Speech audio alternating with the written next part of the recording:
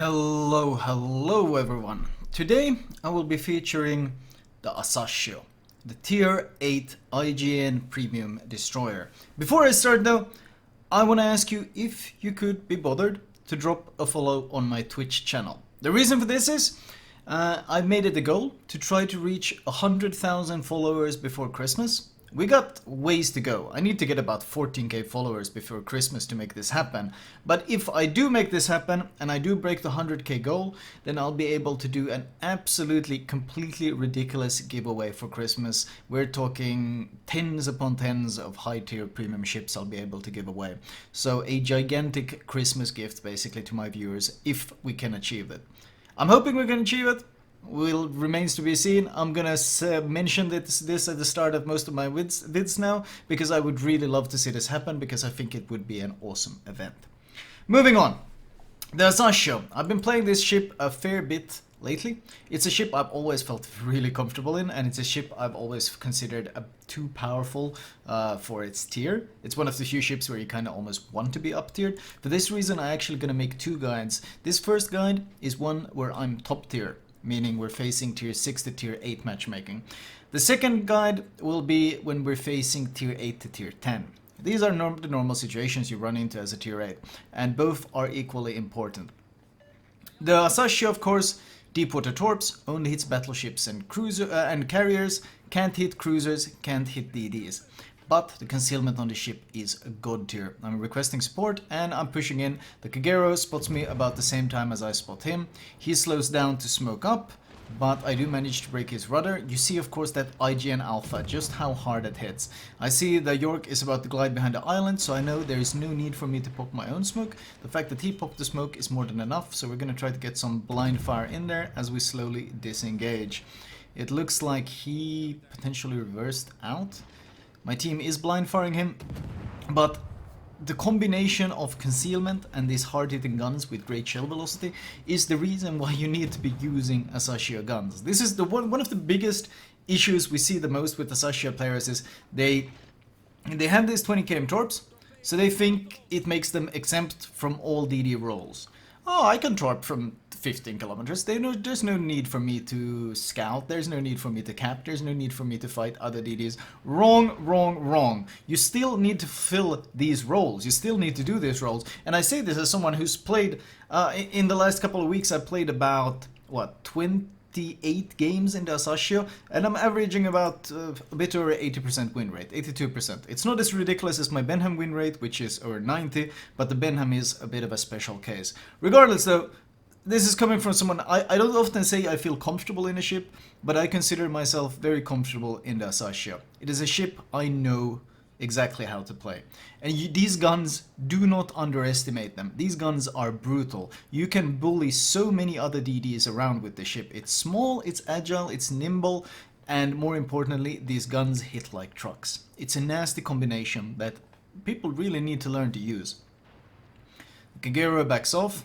They don't really have a radar in position at this cap, so obviously we push in and we try to secure the objective. Bonus thing here, I'm actually torping the Fuso. I'm trying to throw in some torps in there, popping the reload booster to get more torps in there, because they have so many battleships there, so I just want to flood it and increase my chance of hitting. Maybe the Turpits instead? The Turpits is actually pushing aggro, so we torp him instead. Sometimes the lock-on bugs in replays. Obviously I lock on to the Turpits and launch my torps based on that. But the biggest issue with Asashio players is that they play too passive and they don't fulfill the basic roles of a destroyer.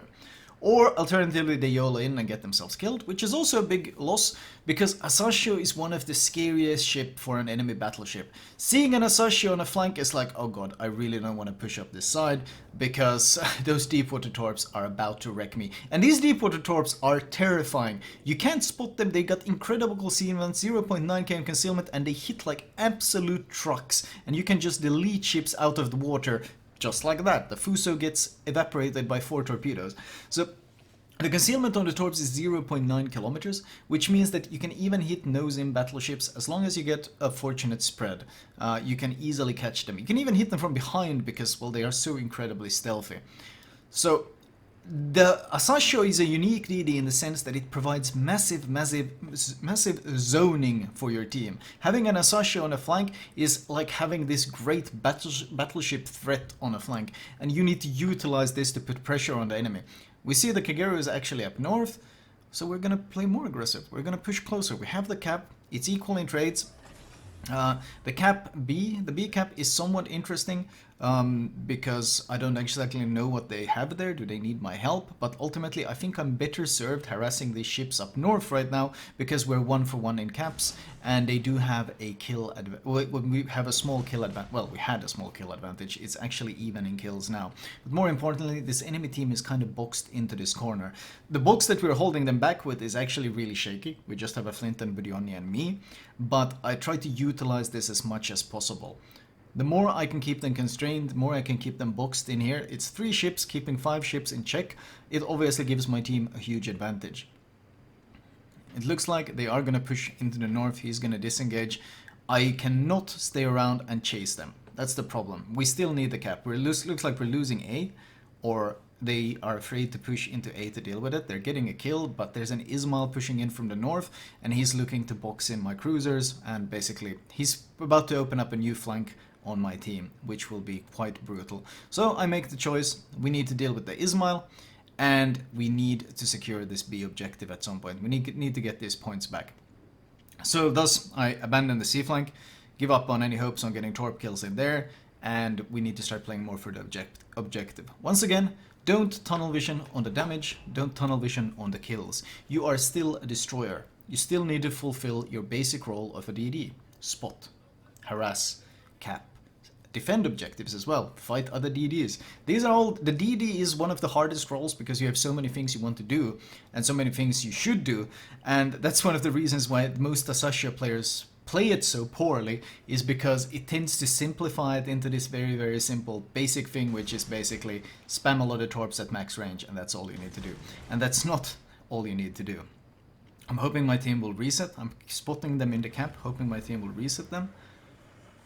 It looks like they're not. I'm worried about being spotted by the Ismail. I need to give my torps some travel time. I do get spotted by the Ismail, but I think my torps are already close enough to kill him, so I take matters into my own hands and I start getting resets in, because obviously no one else is getting them. I land only 1 torp, no, there's the second follow-up, and I do finish off the Ismail as expected, and more importantly, I'm resetting this cap to make sure the enemy team can't get it. Once again, my job here, my goal here is to delay them in this cap as much as possible to buy my team more time in the south, because down south, if they outnumber us in the north, then obviously my team outnumbers them in the south. So the longer we, with lesser numbers, can keep these guys occupied, the more time my team in the south gets to basically just demolish the enemy with their numerical advantage. So I'm just gonna keep sailing around, resetting them back and forth, frustrating the hell out of them, and more importantly, buying more time for my team. Turpitz looks like he's getting pretty tired of this, and he's about to sail out, so obviously we send torps his way. We gotta respect the reason why I left the smoke, of course. If you see a German cruiser push, like this guy is pushing, so you see a German cruiser push this aggressively, you gotta expect he's running German Hydro, and you gotta respect that. Don't get stuck, just start kiting away, and if he wants to push, let him push you. Leave the smoke, you keep him spotted for your team can bully him, your team can wreck him, because the problem, of course, with pushing in with Hydro is it leaves you vulnerable. As soon as my team can start shooting him, I also join in on the damage. They leave the cap, the torps catch the Turpits as well, helping my Budioni out a fair bit. I also start a fire on the York. You note how much I'm shooting all the time, how much I'm using my guns. They are an absolute and integral part of your arsenal. Just because your torps are good, don't forget your guns. They are also great.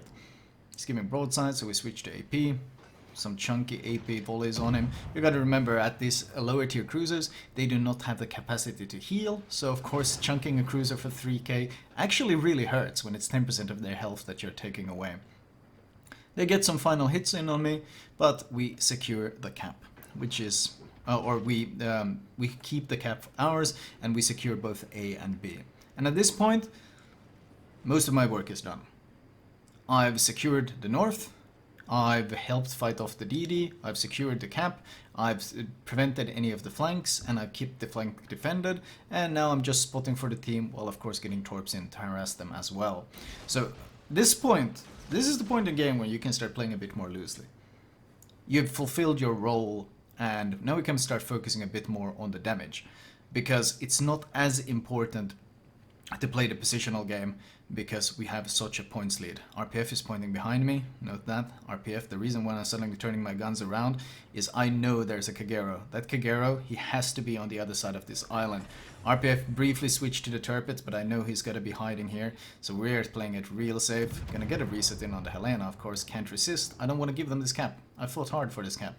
So every time we can reset it, we're gonna reset it. And another reset just before they get the objective.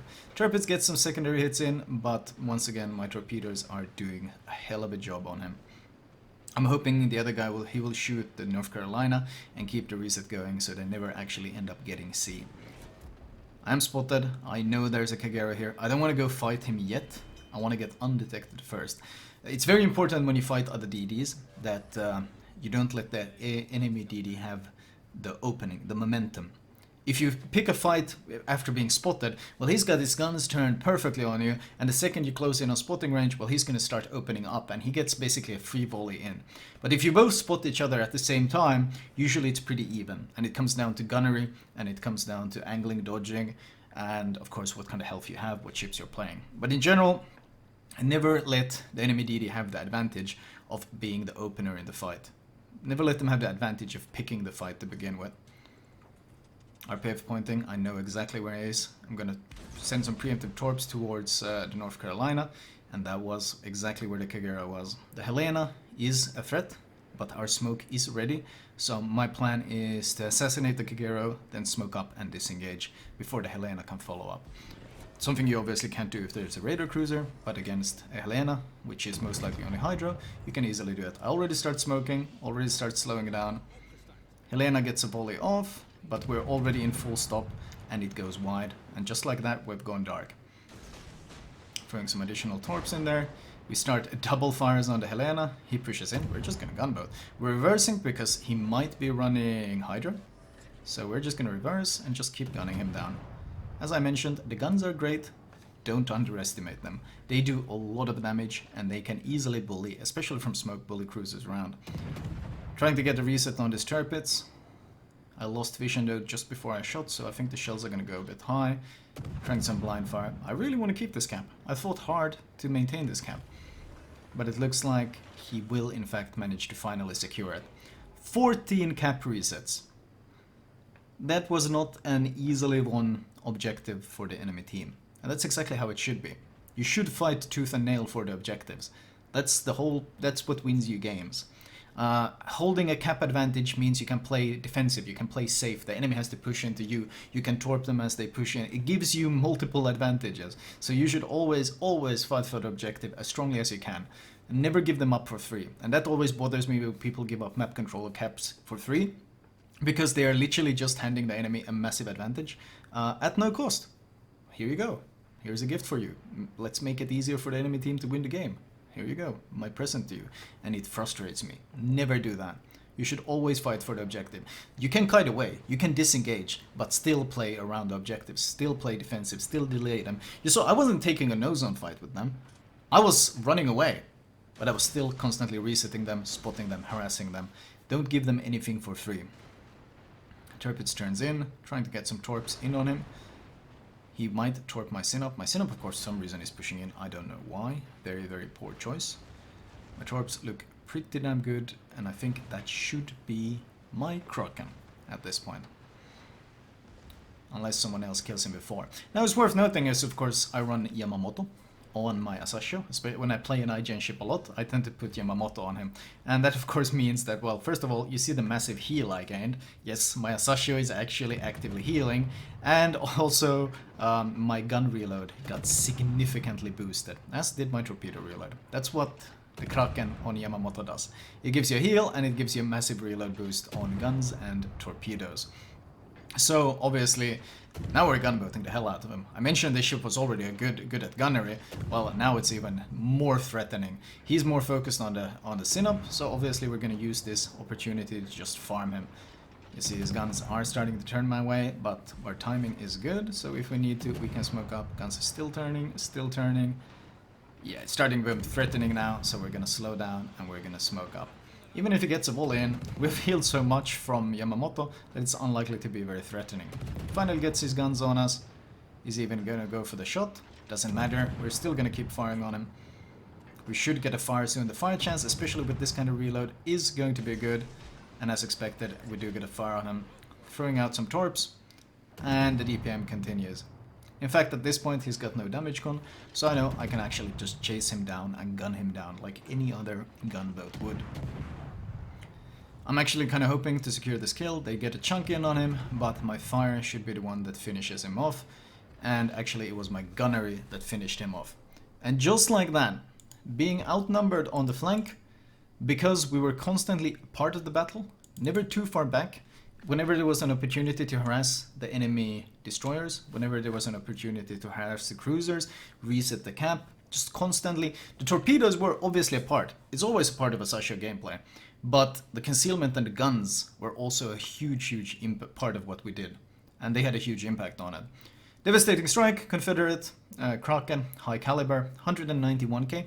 Not by far not my highest damage Asashio game, but a good example of just how much more of a hybrid than a pure torpedo boat the Asashio actually is.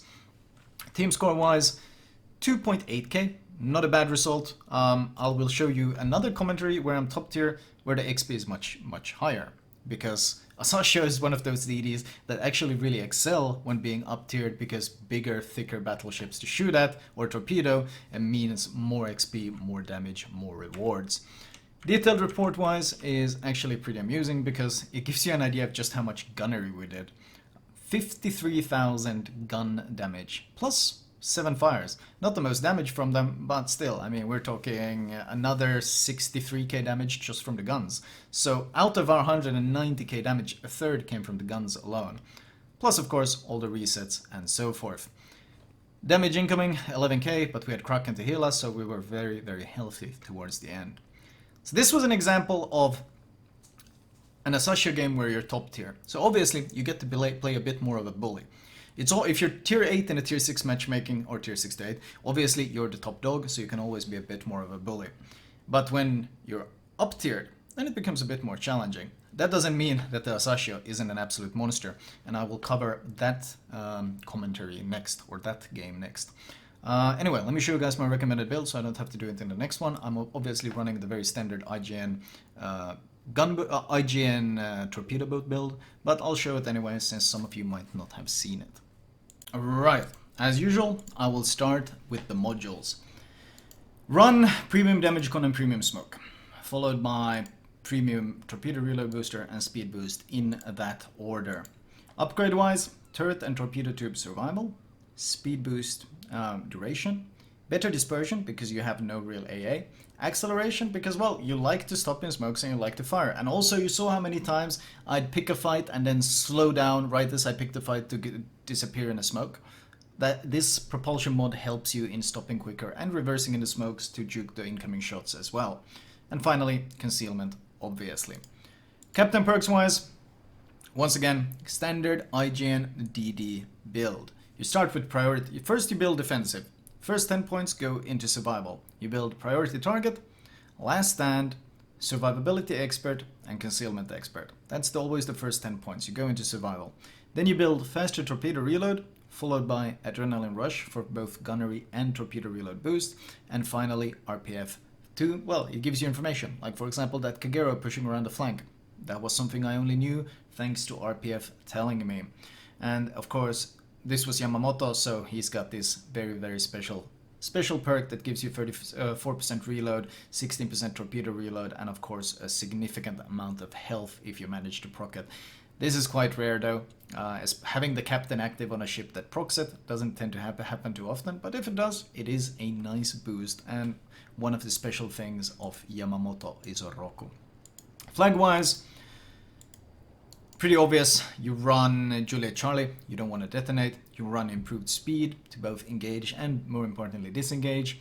Faster consumable usage, smoke damage con torpedo, speed, very important. Higher fire chance because you want to use those guns, and of course higher flooding chance. That is the bread and butter. Very standard IGN DD build but something you need to keep in mind when playing it is, even though it's very standard, guns are so very good on the Asashio. The thing that makes it good is when they buffed this HE Alpha to 2150. They hit like a truck, and you can easily do these 3 to 4k volleys if you catch a DD off guard. And trust me, no DD enjoys that. Anyway, that was how to play Asashio when you're top tier. Next one will be low tier. And of course, if you can be asked, if you by any means have the time and can follow my Twitch channel so we can approach that 100k goal for Christmas, I would greatly appreciate it, and I assume all of you will also appreciate it later when I'm able to give you an absolute horde of goodies in a giveaway. Anyway, I'll talk to you guys later. Thank you for watching.